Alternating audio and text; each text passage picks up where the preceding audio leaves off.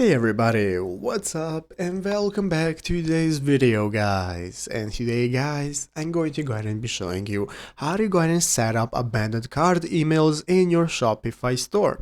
This is a very simple thing to do, so make sure to watch this quick and easy video till the very end and follow my steps correctly so you can make sure this works the same for you and you can do this yourself. But yeah guys, let's get straight into it. So the first thing we want to do is to go ahead and open up the official Shopify website right here, shopify.com, if you have not already. And after opening it up, the first thing we can do is go ahead and log into our account in the upper right corner. You can go ahead and log into your Shopify account, or if you do not already have one, just go ahead and sign up for one. So once you're logged in, this is going to be the main page you're greeted by. From here we can get started setting up our store and managing everything our store has to offer. And right here on the left side of the screen we have all the sections we can access for managing our store. So guys, to be able to set up abandoned cart emails that are going to email your customers if they abandon their cart, all we have to do is just go to open up the marketing section right here.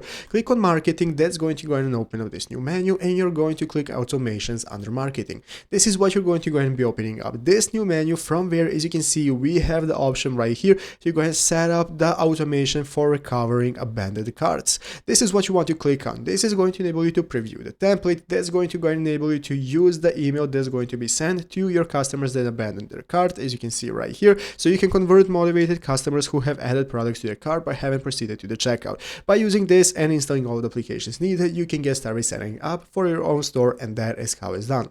So I hope this video was helpful. If it was, make sure to leave a like, subscribe to the channel. So thanks for watching today's one. I hope to see you next one, and bye.